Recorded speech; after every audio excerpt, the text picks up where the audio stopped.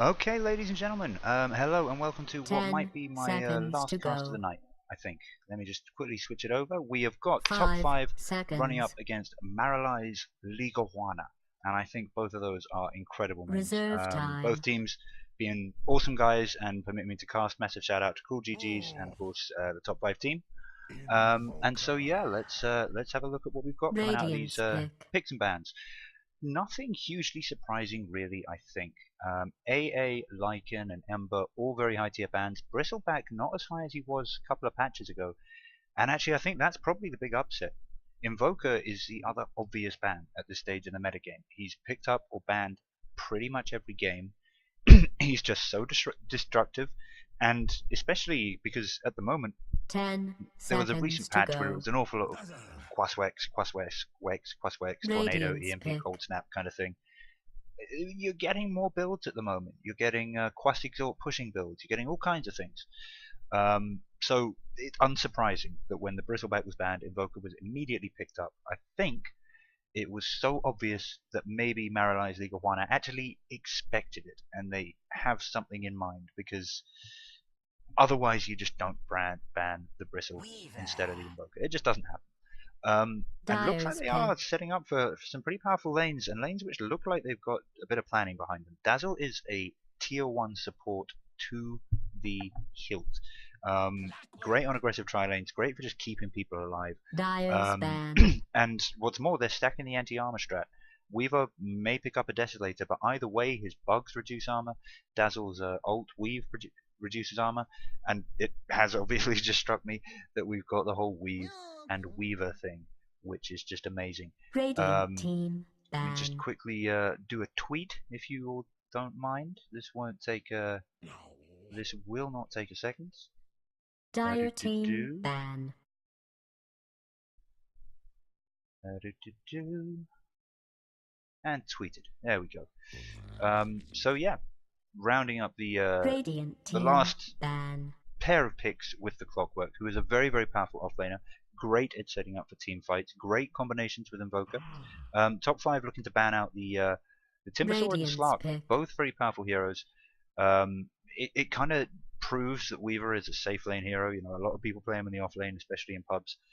If he was an off lane hero, then we wouldn't be seeing Timbersaw and Slark bans. And I think those are very good bans because, Dyer's yeah, pick.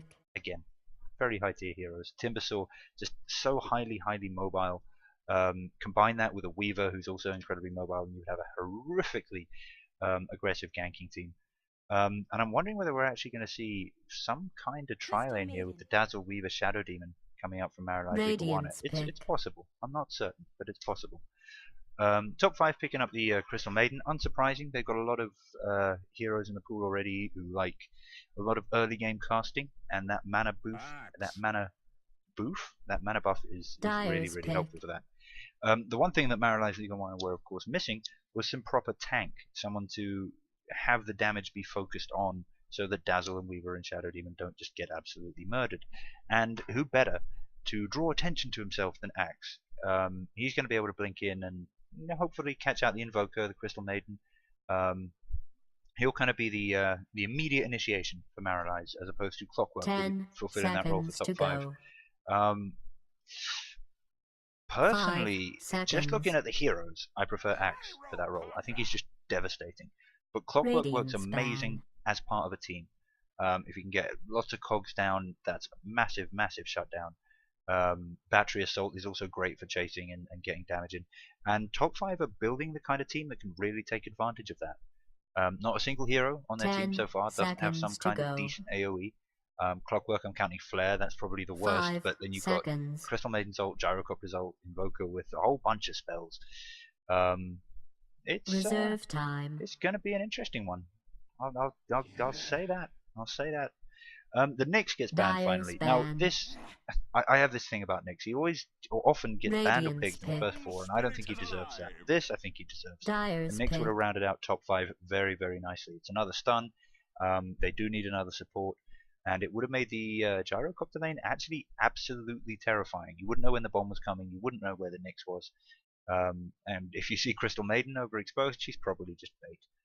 Marilize Legajuana picking up the Storm Spirit for their final pick. Very, very ganky mid. Another highly, highly mobile hero. So I think that will work 10 hand in hand with Weaver. seconds to go. But at a guess, I would assume they're actually going to run 2 5 lanes. seconds. Axe and Dazzle, and Shadow Demon and Weaver. If anything, they might run an aggressive Reserve tri-lane with time. the Axe and leave the Weaver solo. But I'm not so sure about that. We shall have to see. And top 5, they've got no rush. We've had barely any bonus time used by either team in this entire game. I mean, that is actually kind of crazy. It's 10 seconds of Marilize Legajuana's bonus time, and they're done.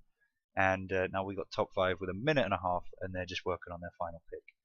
So that is just madness. Just madness. Just regular, straight up, regular madness.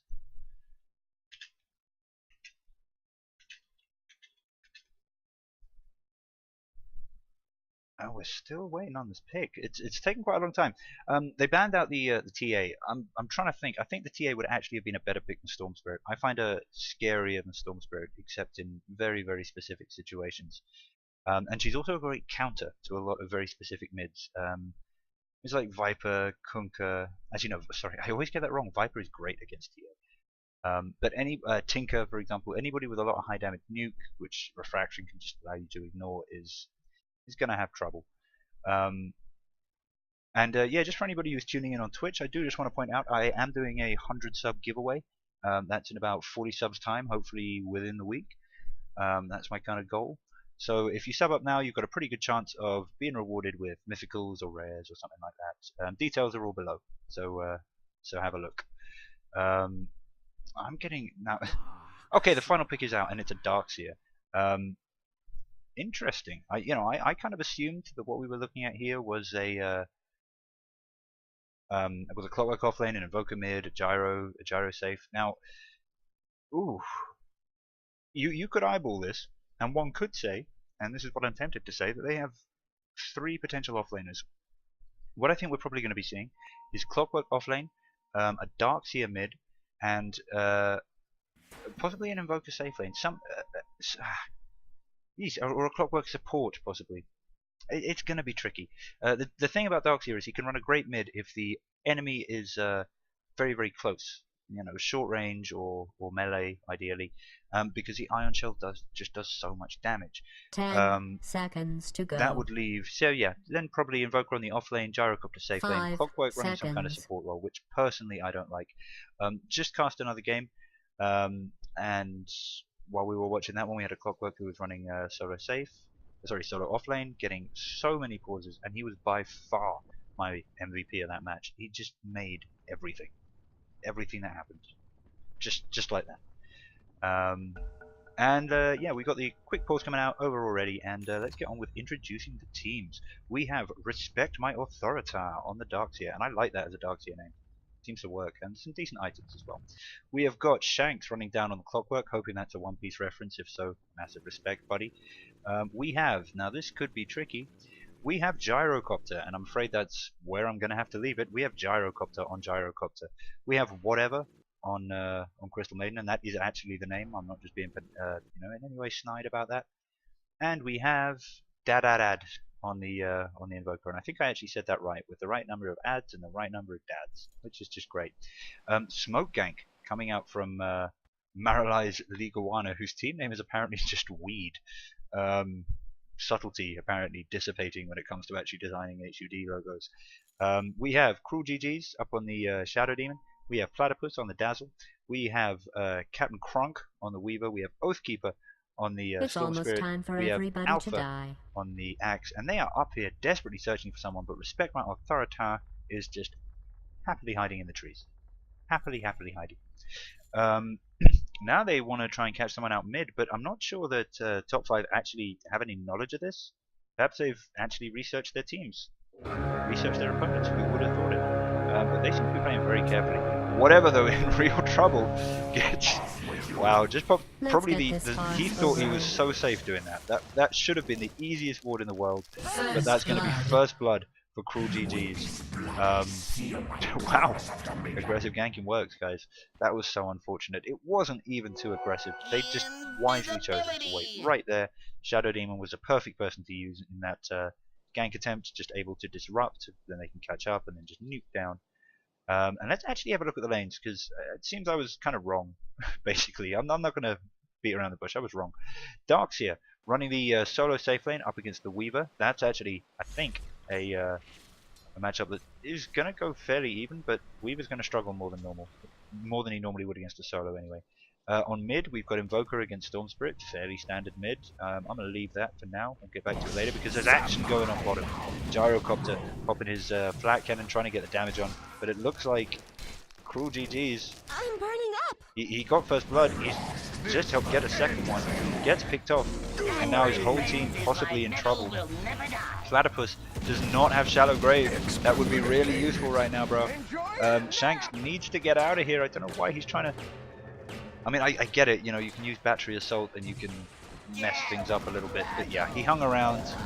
Axe got enough mana to use Battle Hunger and he dies. Gyro now in the position of trying to chase down the Sags, and that was 2 for 2. That was a long protracted 2 for 2. So madness, basically. It's one of those games I really get the impression that the teams do kind of have a feel for each other a little bit. You know, Crystal Maiden putting up the most cautious ward in the world, that kind of implies she knew there was something going on, even though they didn't get any vision or anything like that, and then just gets caught out. And now, yeah, everyone's just ready for anger and aggression. Yeah, so back to the lanes, it looks like we are going to have a jungling Crystal Maiden actually, and then a Gyrocopter and Clockwork on the off lane. So it's all about the engineers and mechanics here on this off lane, and yeah, that can work, I guess. I'm not a huge fan of support Clockwork, which I can only assume this is, which makes me very glad that Gyro has TP'd top, and he is going to be the safe lane carry. So yeah, okay, I wasn't too far off. I don't like this Regeneration. I mean, I keep trying to define these lanes, and then they keep moving. Getting taken very low there by Oathkeeper. And I gotta say, Marilize Legajuana really getting a decent lead early on, and looking to capitalize on it. Their early aggression really seems to be paying off for them. Opening up the XP, yeah, you can kind of see it's not a huge difference. 400. There's some mana burn, actually not needed. He had basically no mana. I think Cold Snap would have secured the kill. But what do I know? There's Cruel GG's. He's coming in on the Invoker. Lots of damage being taken there. That poison will all proc fairly soon. Safe word. There's the Shadow Grave coming down, going to keep Cruel GG's alive. And now we got Weaver looking like he might soon be running up into a 1v3 situation. 1v2 possibly. That Sentry Warden Crystal Maiden getting there possibly like 2 or 3 seconds too late. If he got there earlier than that, that would almost certainly have been a kill. It would have been a Frostbite into Flat Cannon. And goodbye Weaver. Just goodbye Weaver. Teammates rotating up though. Cruel GG's and Party Platypus rocking up, going to give this Weaver a bit of a hand. They just seem to be a ganking team, I guess. It's kind of weird. It seems that both teams have just got one person dedicated to each lane, and then 2 people dedicated to either jungling or just roaming. And it makes for a very interesting game. We're going to see the carries get a lot of carry. We're going to see the supports not get a lot of carry, which is what you want. They're now making sure they can leech the XP off this wave, even though it's been pulled. And yeah, this is a highly mobile game. I barely know where to look. There's a race going on now for a DD room. Oathkeeper very nicely manages to shackle down Dad, but unfortunately he just decides to deny the rune. If I can't have it, nobody can, says Invoker, because he's a bit of a dick, let's be honest. Invoker just not Invoker players, not Dad or anything like that, but just Invoker generally is a bit of a dick, and denying a rune is exactly the kind of thing you would expect Invoker to do. Let's have a quick look at the starting items, see if there is anything huge to shout about. I don't really think so. Nothing hugely out of the ordinary here. We got a Darkseer with a Soul Ring, but Radiant's middle tower is being attacked. Which only surprises me because he's not part of the roaming ganking team, which is something that's going on. You know, they are doing roaming and ganking. So his spells of limited use. I very much doubt he's going to get a kill on this Clockwork. Clockwork is going to. We've actually got to a very similar situation as the last match I was covering, but also in the NADota League. Yeah, it's an offlane Clockwork. up against a strength melee safe lane solo, and really just getting an awful lot out of it. In the previous matchup that I was watching, he was up against a Doom, and he was absolutely wrecking. But then he got an early kill. He had a lot of he had solo lane XP the entire game. By about 20-30 minutes, he was just dominating the entire thing. So again, big shout out to Clockworks everywhere. Gyro gets rushed here by Marilize Legajuana and just totally nuked down. There's nothing to stop it. This ganking team they've got is just working so effectively. I mean, I'm wondering whether they're losing it in some senses, you know, whether this is costing them something, but all of their farm carries are getting farmed. Darkseer is also getting quite a scary amount of farm. That's true. I'll give you that. But he's got Iron Shell. Dire's middle tower is under siege. You've got to respect his authority anyway. If we have a look at the XP graph, I mean, it's been up and down, and we're possibly still too early to draw any, well, we're certainly still too early to draw any definite conclusions. Fight going on bottom, going to interrupt all that. Darkseer actually kind of in trouble now, but the Invokers come in. There's the EMP. Now it's Marilize Legajuana on the retreat. Dazzle's Shadowgrave. No way that is going to keep him safe. Oh, but it does. Axe getting the dunk. Respect my authority in real trouble. He's close to the dunk. There's the dunk. Alpha on Axe just cleaning up there for Marilize Legajuana. I just, you'll notice I really like saying that name, Legajuana. And now Invoker really on the retreat here. It's an interesting retreat, I'll give him that. Does a nice little loop around. Oh, but Alpha gets a perfect Berserker's Call, which of course will cancel Invis. NADota now in significant trouble. Gets the Alpha on his way out, but surely about to die. Is there a Shadow Wave? Is there a Zip? Is there anything? There isn't. I'm really surprised. Cruel GG's. Yeah, couldn't something have happened there? Couldn't something have happened? Was that a case of kind of, you know, Shadow Fiend thought that Storm Spirit had Zip, and Storm Spirit thought that Shadow Fiend had what's that damn thing called? It's not Shadow Wave, it's Soul Catcher. That's what it is. I don't know, but there was no kill, and I thought there would be a kill. And also, Alpha just cancelled a TP. I think he's probably spitting nails a little bit at that. Yeah, and I've also said this about the pudding as well. It just gets so messy. You really can only make it work when there's a solo on one of the sides, and of course there is the solo Weaver. But yeah, this lane not being the absolute domination that I thought it was going to be. I have to say, I really thought that with a CM and a Gyro they could absolutely have crunched down this Weaver, but Captain Prime doing the crunching himself, getting decent farm, currently second. How are you doing otherwise? Look, GLaDOS, be quiet. I'm trying to talk, please. Axe, will he get this? Will he get it? He gets it. Beautiful. Last Genie under the tower, very special skill. Party Platypus here, getting some nice chain pulling in the jungle. That's going to make sure that Axe can keep the wave where he wants it and get up his farm. And I think it's about time to start having another look at those items. Axe must be getting... Doesn't look like he's going for Blink Dagger first, which personally I think is a mistake. Axe is a Blink Initiator, especially when you're up against a Clockwork and a Darkseer. Invoker who can go invis. You need to be able to move around very, very quickly. And Axe just isn't going to be able to do that with an Axe, which is what I expect this is going to be built into. Although that does go some way to explaining the Arcane Boots, because of course they can be disassembled, and then the energy booster can be used for the... Radiant's middle tower oh is my under gosh, attack. I'm such an idiot. No, it doesn't make any sense. I'm thinking of Bloodstone, where you can disassemble the mana boots. Never mind. Dire's So yeah, mana tower boots is being again, not attacked. really making a huge amount of sense to me. The Ags coming out. I'm not saying mana boots are bad Dire's on Axe, top tower just is to be under clear, attack. but it's just the way he was being played and what he was Dire's doing. top It didn't seem to tower make has much sense. fallen. Dire's top tower going down very, very quickly. Marilize middle Legajuana really tower is capitalizing under on the lead they had, siege. looking, it seems, to kick top 5 out of the tournament.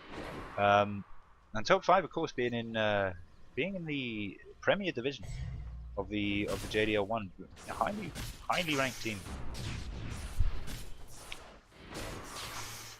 Now this is quite interesting. Top 5 had actually looked to basically try and get a push going on bot, try and make it a tier 1 for a tier 1. They didn't get anywhere with that. This top tower is basically full, and now Legalize Radiant's middle whatever. tower is Weed under attack. have actually pushed up to the stage where they're going to get some decent harass on this tower as well. Alpha, though, Invisibility. getting very, very far out of position. Surely there's a frostbite still on the way. Come to us. There it is. Oathkeeper coming in to try and help. Going to pick off Shanks. Alpha, though, way out of position. I really don't think this will work. Oathkeeper now not in a position to do anything. Has to get back. Oh dear. Cool GG's is caught out by that by the tornado. Then gets his mana drained. Just waiting on a surge, really, and this will be a dead Shadow Fiend. Very, very sad. I respect my authority. I actually creep blocked here, but with Ion Shell up, gonna clean up those creeps, no problem at all. You know, that's the problem with nipping into those little corners in the forest. Sometimes enemy creeps follow you. But now top 5, really looking to get this push going on bottom. They are so eager, but Weed obviously know exactly what they're going to do, and they're ready to jump back out. Looks like Invoker was possibly a little bit overbold here, but do they have any detection at all? Doesn't look like they do. They're totally relying on Alpha and his Berserker's Call, and that's like the worst way. You know, I mentioned it before. It's a good way to detect Invis. You know, if you catch him out in the Berserker's Call, that's awesome. It's not what you get to deal with Invis. Let me just make that abundantly clear. Let's just check this out. Alright, well, just in case anybody was wondering while the game's paused, I do have something kind of semi-interesting to show you. You're going to thank me that I didn't decide to implement this in the final thing, but when I was designing this little 100 subscriber giveaway banner, this is what draft number 1 looked like.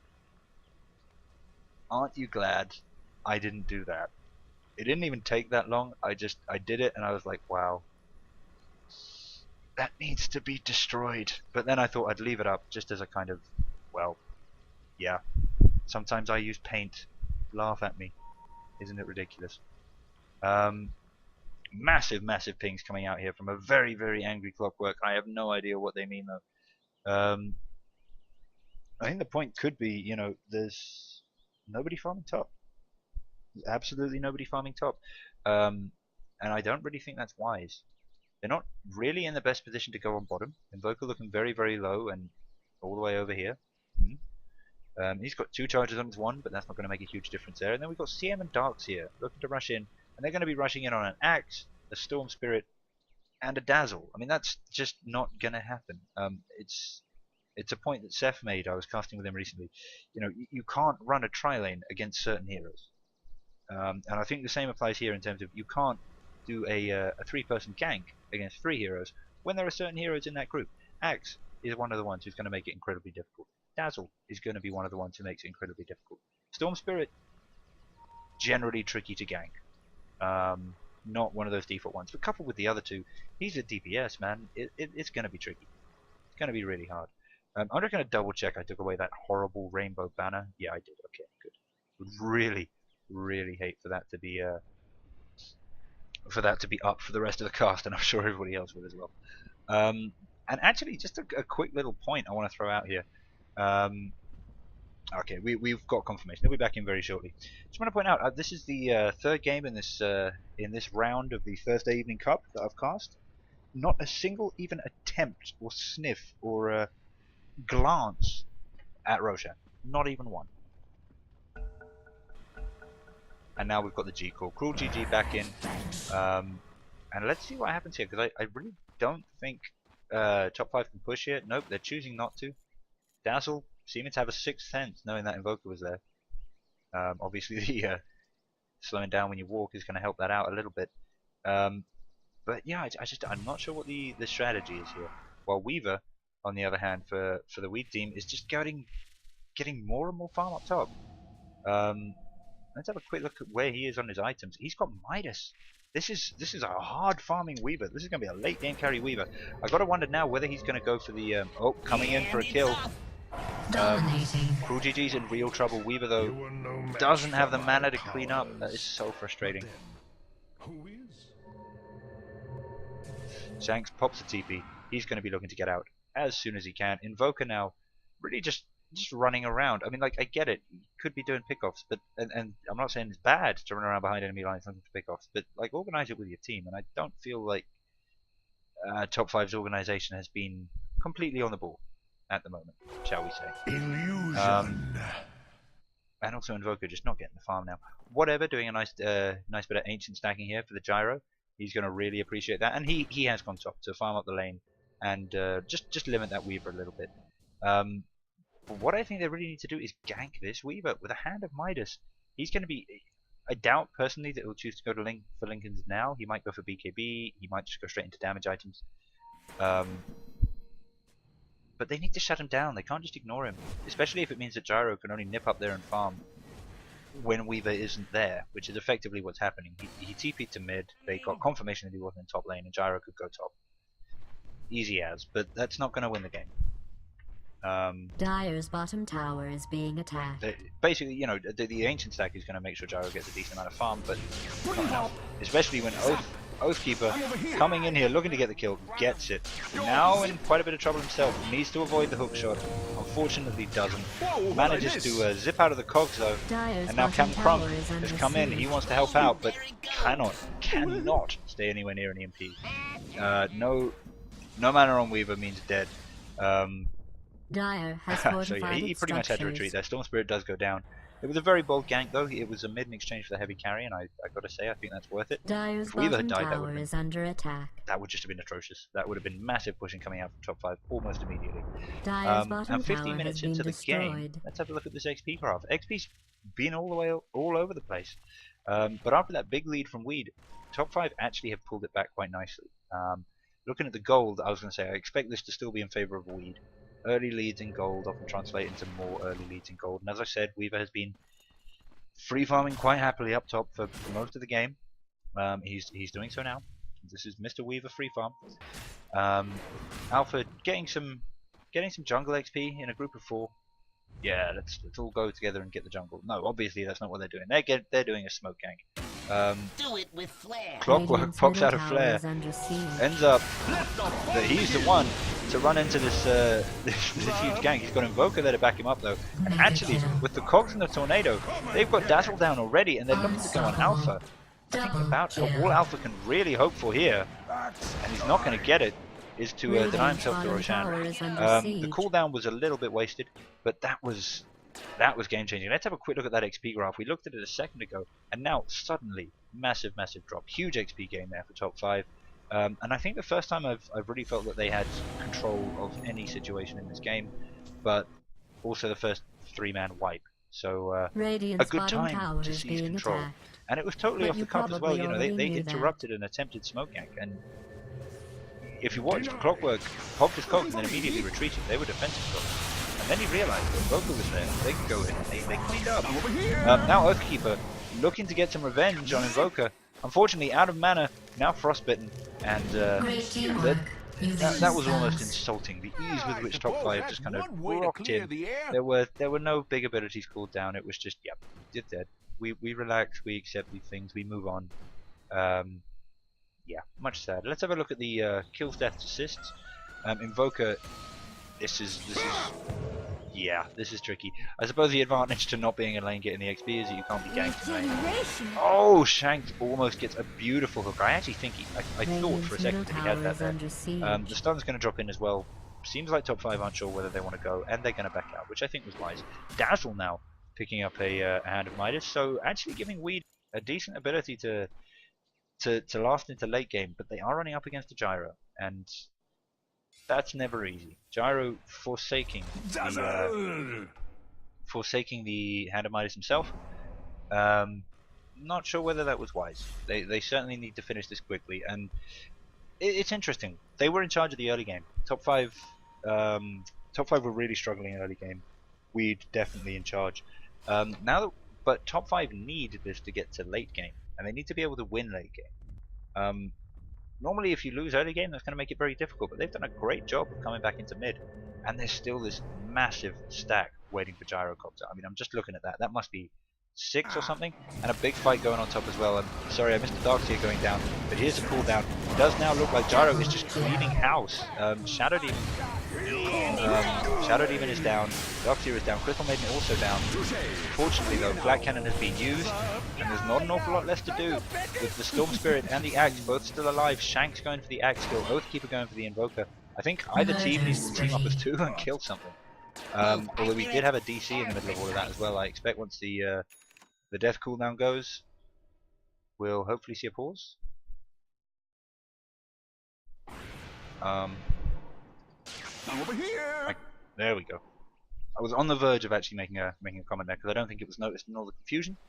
But yeah, Shadow Demon did unfortunately die. Let's have a quick look there. Yeah, well, seems to have gone in the favour of Weed a little bit. They're pulling back on the XP. They are maintaining their lead as opposed to losing it, which is what they were doing just previously. Yeah, we are going to have to wait again on the same guy. I do hope that his computer isn't suffering from serious difficulties which would affect the match. He does seem to be able to reconnect again very quickly, so I'm sure we'll be fine. I'm just going to have a quick look at the Twitch chat, make sure there's nothing I'm missing.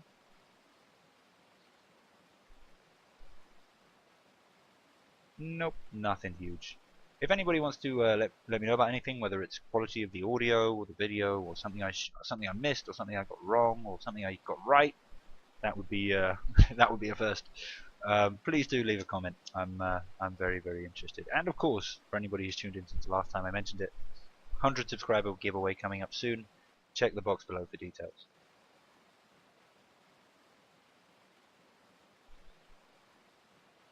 We're also in quite an interesting situation in terms of warding. Yet again, we've got a situation with the observer ward on the die. I think you're being just out of range for picking up the radiant observer ward. And we've got just so many dire wards coming out here trying to deal with this Weaver. But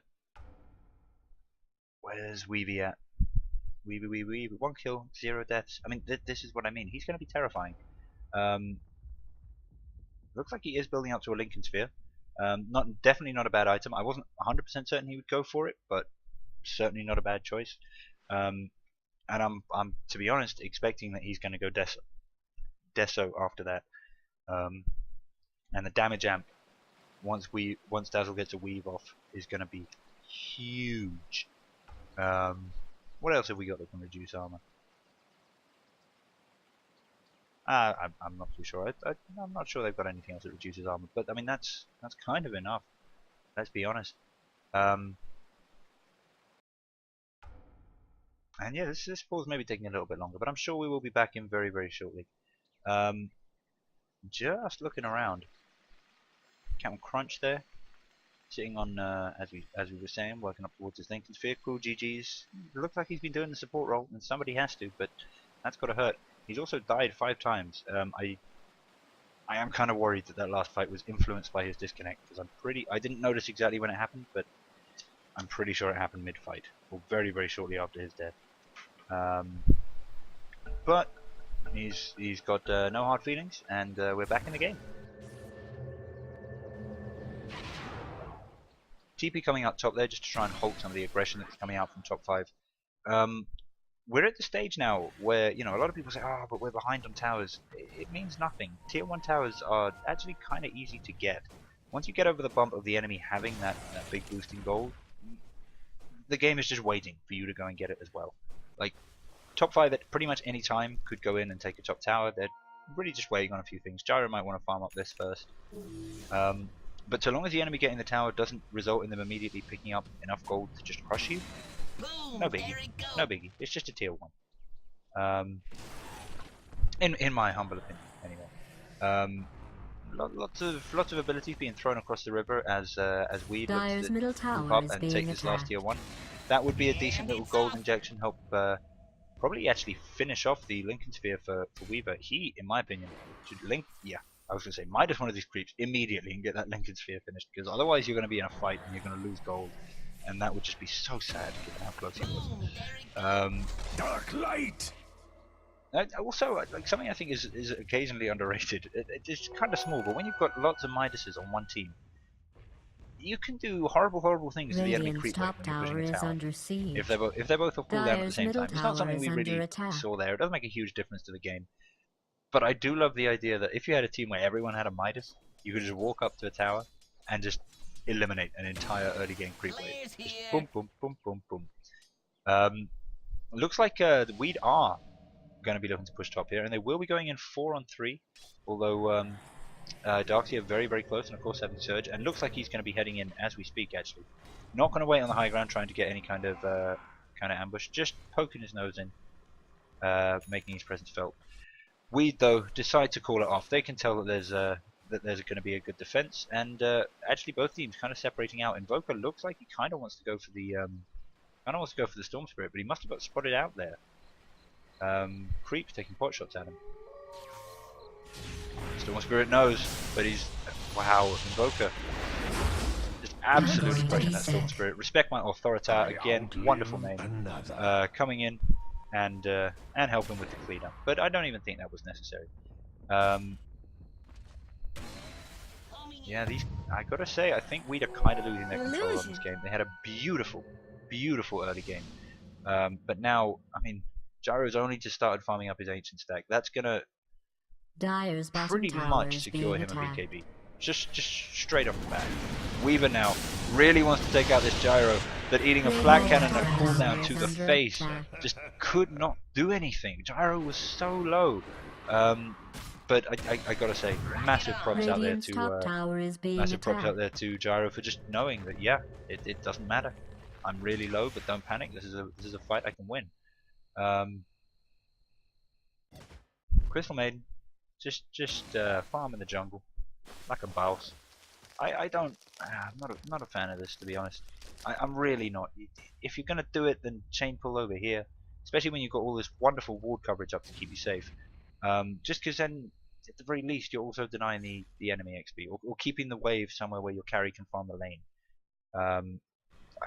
I get this whole jungle CM is something loads of people are really impressed with. Personally, I love jungle CM as a way to pull the lane, not as some actual pseudo jungler, especially not in 6.8 mode. Looks like we are looking at a top 5 push, probably the first real push of the game. No, they're off to do something else. Invoker spotted a gank, and that's all he wants. So fast though. What's his movement speed right now? Currently rocking around at touching on 500 movement speed. It's huge. There's also a haste rune there if he wants to pick it up. But Captain Crunk possibly in trouble. There's an Orchid out on this Invoker. Shikuchi's just gone down. Shadow Demon though coming up, whacking out. Oh no, it's an Observer Ward, not a Sentry. And now they'll know. Now they'll know because the Ghost Ball slow has started proccing. Captain Crunk now with Orchid pop, probably going to get out, but perfect way for top 5 to transition into a nice push. We need a Frostbite on that axe. There's going to be a stun. There's the Darkseer wall, followed up by a vacuum, and Alpha in so much trouble.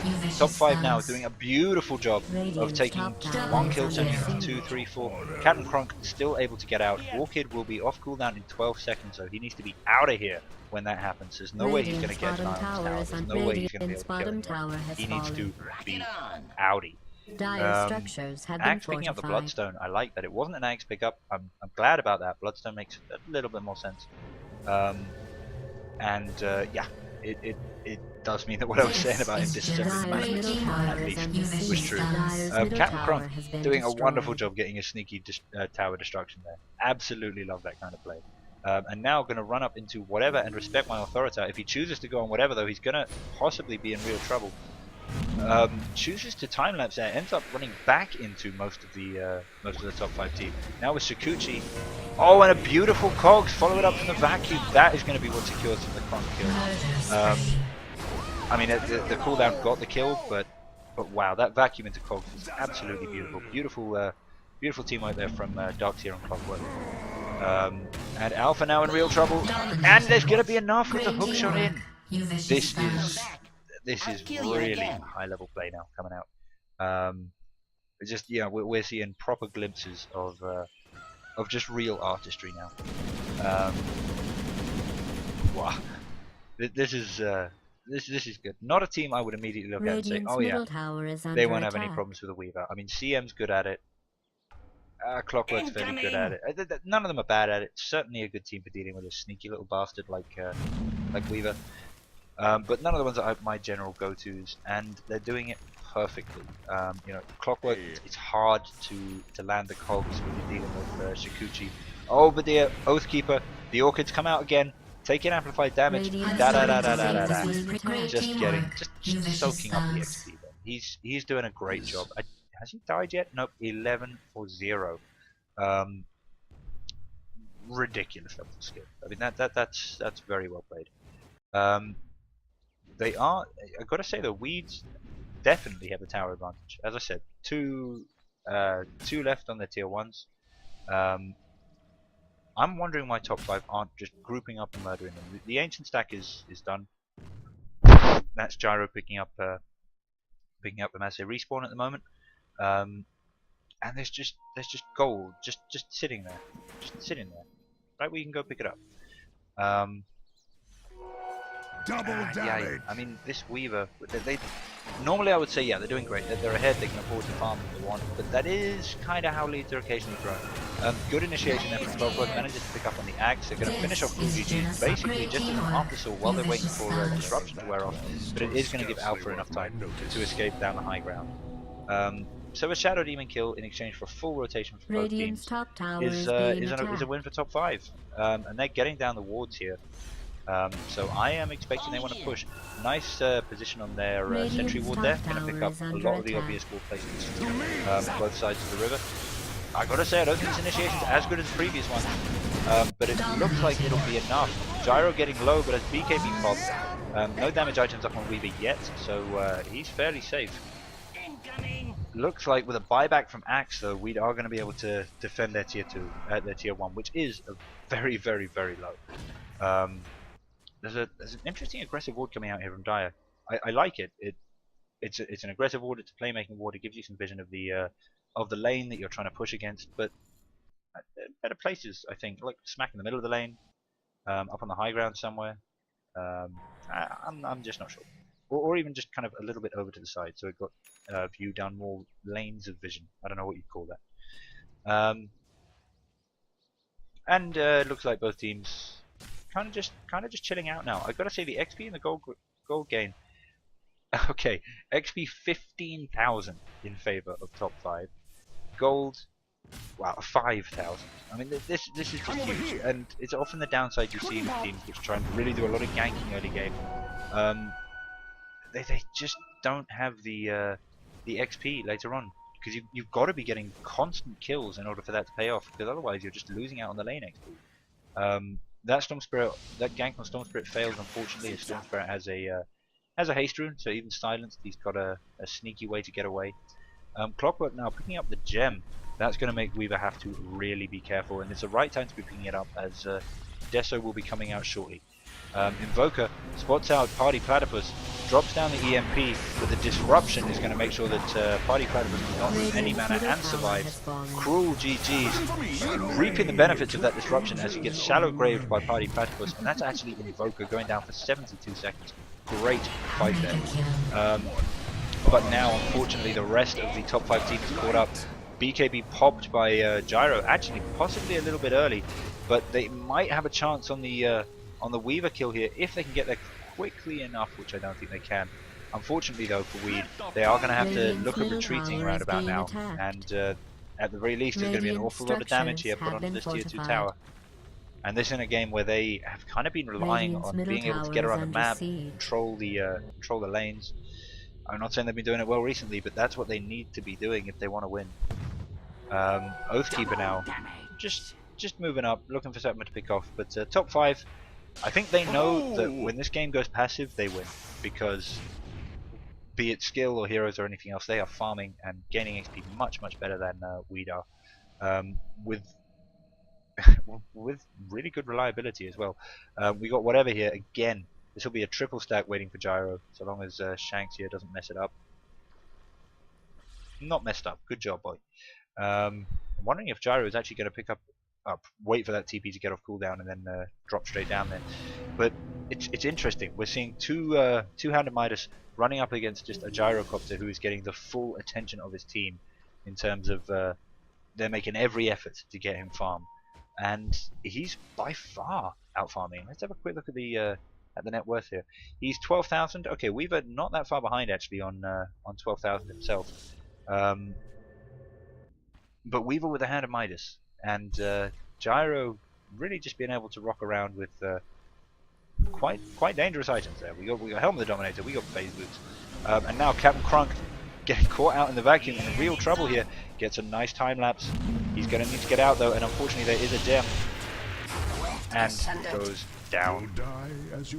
That's most unfortunate for them. They need that Weaver to stay alive, and it's pickoffs like that that are going to allow top 5 to move into getting towers, which I have very little doubt they're going to be looking at doing here on bottom right now.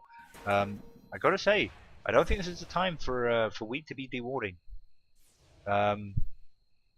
You know, massive respect for doing it and for recognizing that there was a potential push coming mid, but unfortunately for them, and perhaps there was no way they could have known this, the actual top 5 target is the bottom tower, and they are way out of position to push them to defend this. Lift, almost certainly still on cooldown. Yep, still quite a lot of time left actually. Radiant's bottom tower has been destroyed. Yeah, unfortunately with the heroes lined up to defend mid, just no way of getting down to bot tower. And now these Forged Spirits are going to help push this wave out a little bit more. And when your bot wave gets pushed out this far and you don't have wards up guarding kind of this area and this area, you really can't you really cannot farm your carries up. It's tricky. Just dealing with a quick request from someone. Well, actually, I'll have to do that in a second, because here we go. First Roshan goes down. Gyro picks up the Aegis. When I say first Roshan, I mean first Roshan of the evening for me. And I mean, Gyro now, he's picked up his Eagle Song. He's got Aegis. There'll be so much damage coming out from him now. He's just going to chew through these this ancient stack.